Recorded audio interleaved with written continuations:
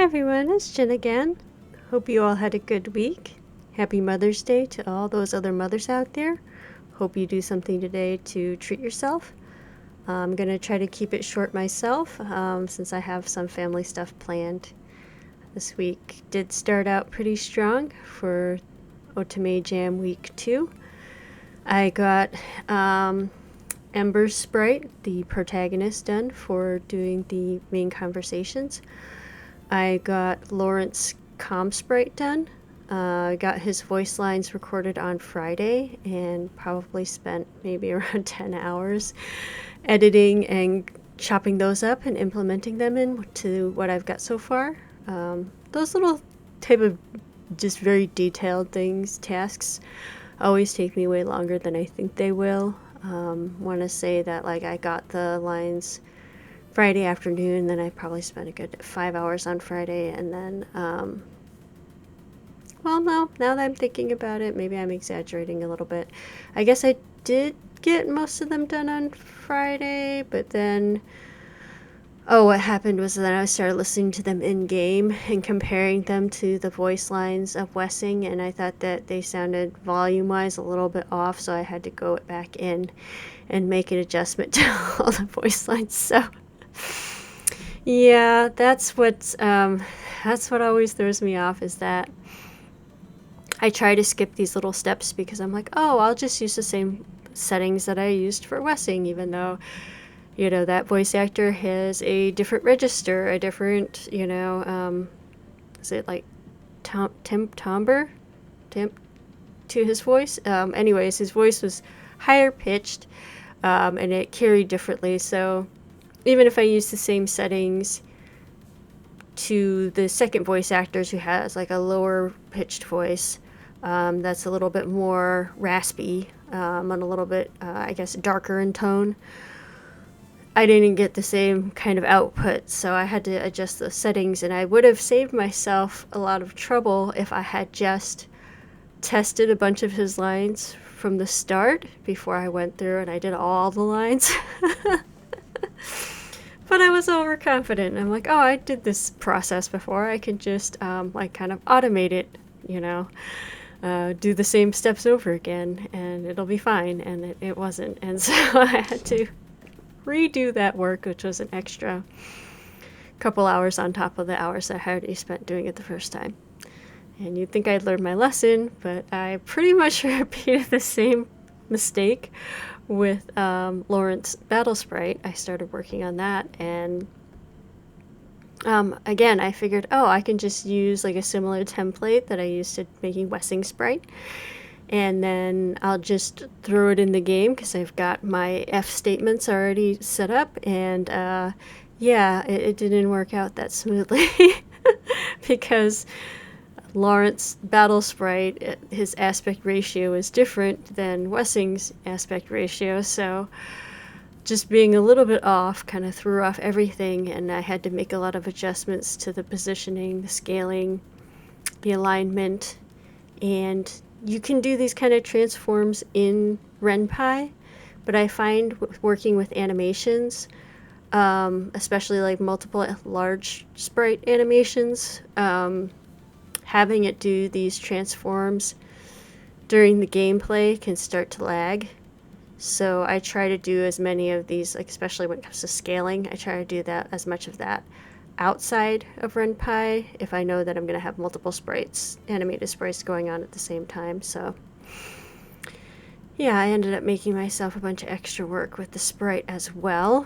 I can show off kind of what I was doing with Lawrence. So he's a lot of different layers. Yeah, I do full body animations, even though you only see the character from probably around the knees up during combat. Just how I also animate what's underneath his cape, even though you don't see it.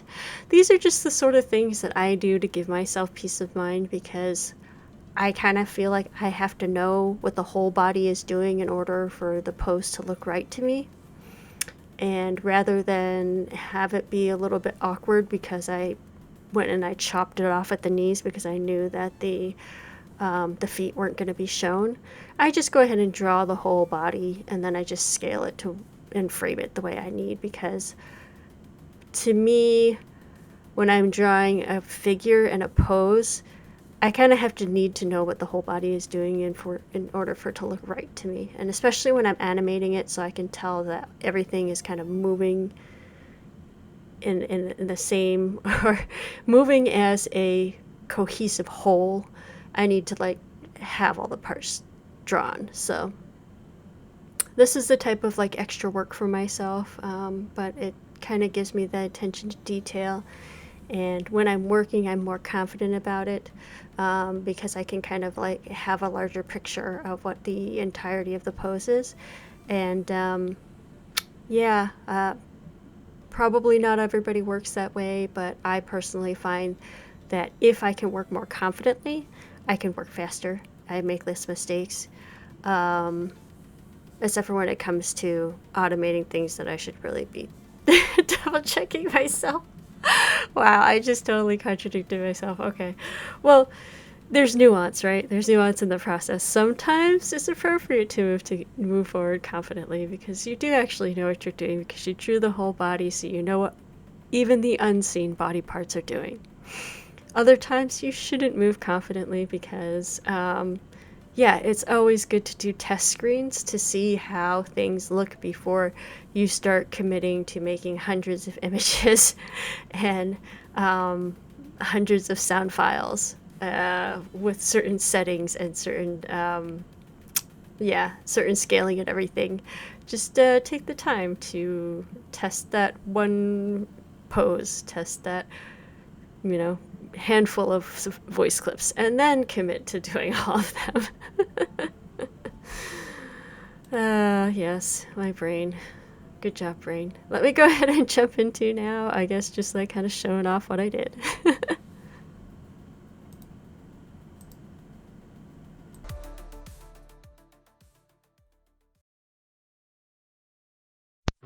Agent Esper.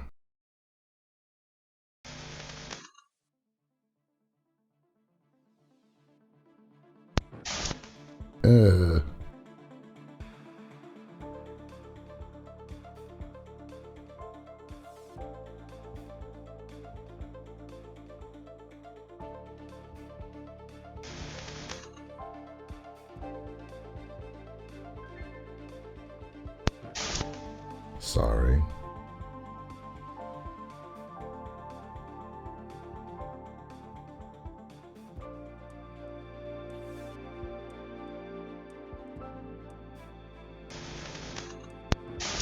Agent Ember.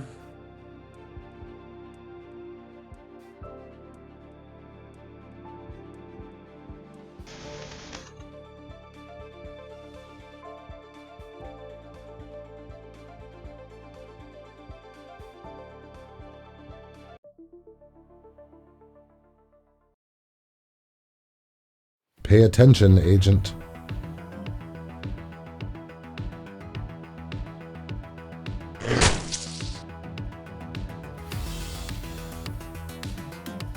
Awaiting orders.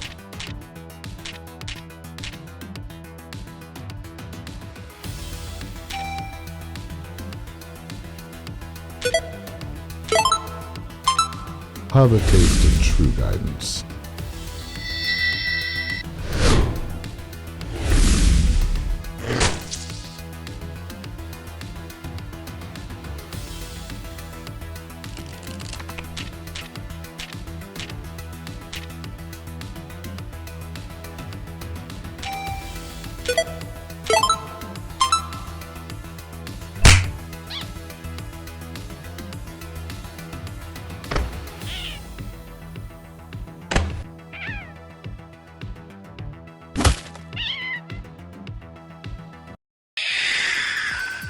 Always a pleasure, Agent.